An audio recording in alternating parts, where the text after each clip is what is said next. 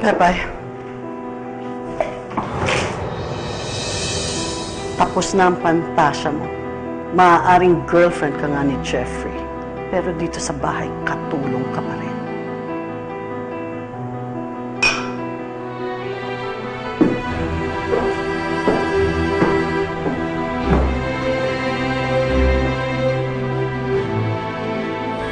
Nakakapiyado rin ba siya, Mami? How could you do this to me? Listen to me. Si Pepay ang dahilan kung bakit meron pa tayong negosyo hanggang ngayon. Kapag pinigilan natin sila ni Jeffrey, anak tayo ang mapapalayas. Kaya kahit na anong gigil natin sa inis, kailangan makisama tayo sa gusto ni Jeffrey. It's unfair, Mami. Nakaka-insulto. Para sa lahat ng mga karibal ko. Yung katulong pa na yan. Bakit si Pepay pa? Hindi tayo magpapatalo. Gagamitin lang natin si Pepay para makuha natin ang gusto natin kay Jeffrey. Maaaring maligaya sila ng ilang oras. Pero sa bandang huli, ang pamilya pa rin natin ang makikinabang. At kapag nagsawa si Jeffrey kay Pepay, siya ang magmumukhang kawawa.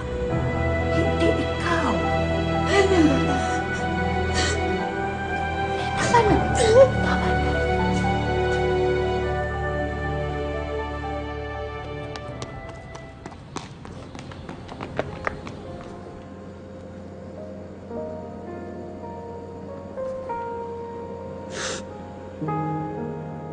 Wala akong pakialam kung biglaan. Wala akong pakialam sa sasabihin ng ibang tao. Ang gusto ko makasama ka. Nandito na ako. Poprotektahan kita.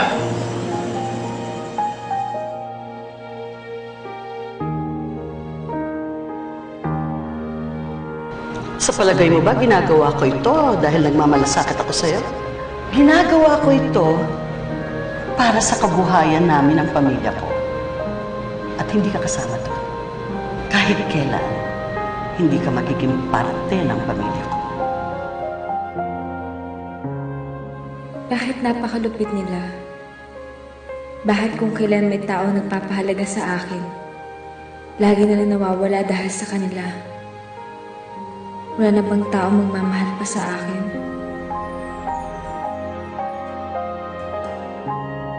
Talaga? Di pala malungkot si Papa pag nabilang. Kasi sa dami ng stars sa langit, madami siyang kaibigan. Ako, konti nga lang. Nadagdagan ka na ng isa. Maliit nga lang ako. O kahit kapirunggot nga lang ako, malaki naman ang nagagawa ko para maging masaya ka. Tama?